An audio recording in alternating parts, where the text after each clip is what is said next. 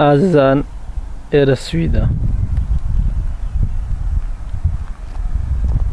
ئەمەوێت دیمەنێکی جوانتان نیشان بەم ئەویش گواستنەوەی ئەم خانوانەیە لێرەدا دیارە زەمانێک ئەم خانوانە دروست کراون و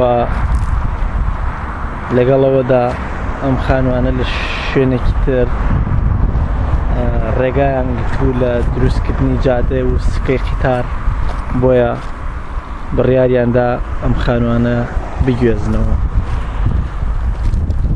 ئەمەوێ ئەوەتان پێ نیشان بدەم کە بە شێوازێکی زۆر جوان و ئەکادیمی ئەم خانوانە ئێستەتی لە گواستنەوەدان و ئامادەکراون. ئەوە ژێرەکەیان بۆشە و ئامادەی ئەوەن لە هەر لەحزەیەکا بێن بیان بن و لە شوێنێکی دیاریکراوی تردا دایانێ. دیارە چوار خانوان ئەگەر سیر بکەن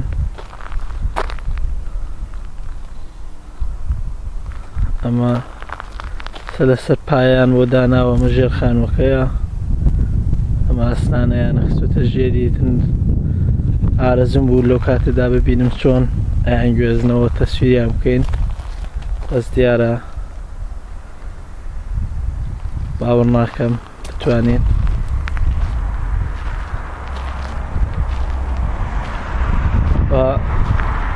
من خۆم خانوانم بینی بوو بۆیە حەزم کرد تەسویریان کەم و لە یوتیوبا دایانێم ئەم خەڵکی کوردستان و هەموو کەس ببینێت کە ئەم وڵاتە بۆ شێوازە پێشکەوتوو یەکات. لەم شەوانە لەگەڵ برادەرێکی خۆشەویستە کە نووسەرێکی بەتوانایە کاک ڕفعەت هەڵەبجەوی ئەم باسەمە کرد قەناعەتی نەبوو بۆیە بڕیارم یا تەسویری کەم و تاوەکو کاک ڕفعەت و هەموو هاوڕێیان و دۆستان ئەم دیمەنە جوانە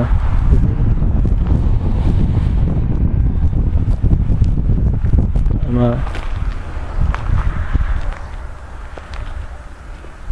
ئەو خانوانەیە کە ئەبێت بیان گوێزنەوە.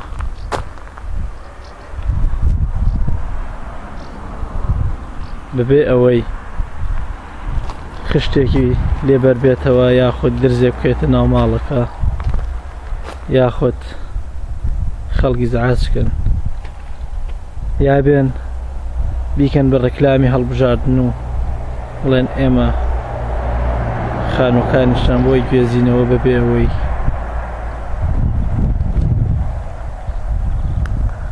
ئەوەی کە زەرەرۆمەند بێت.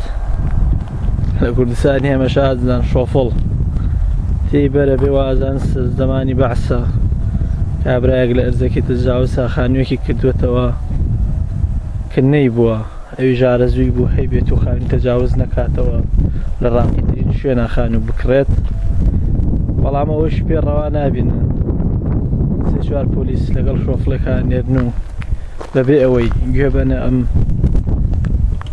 ماندووی ئەم مرۆڤە کە بە چ شێوازێک بەسەتیەک توانیوێتی پارەی چەند بلۆکێک پێیاکات و بیکە بە دیوارێک و چواردار بخاتە سەر خانووەکەی و کۆڵکا بەسەریا خۆی منداڵەکانی لەژێریا بەحەوێنەوە بەبێ گوێدان بە و ماندووبوونە خانووەکەی بەسەرا بخێن و پێڕەوا نابینن.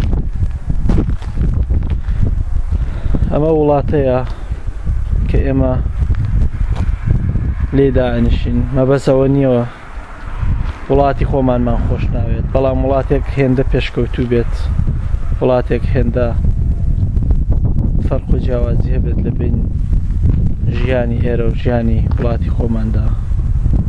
هەموو کەس پێم وابێ ئارەزوویەتی لێرەدا بژیت.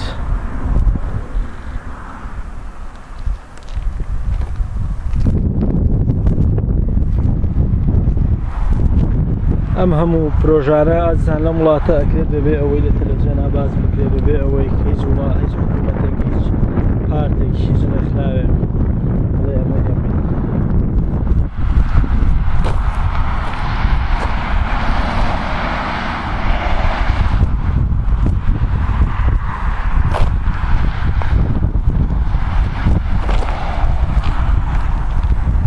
ئەمە شوقەی ڕقم 3ە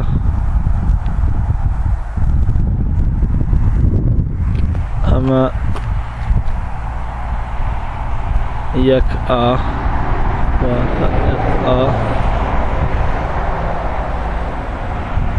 ڕقەمەکانیان لێمە دیار نییە. هیوادارم کاتوسازێکی خۆشتان بێتە سەر لەگەڵم دیمەنە.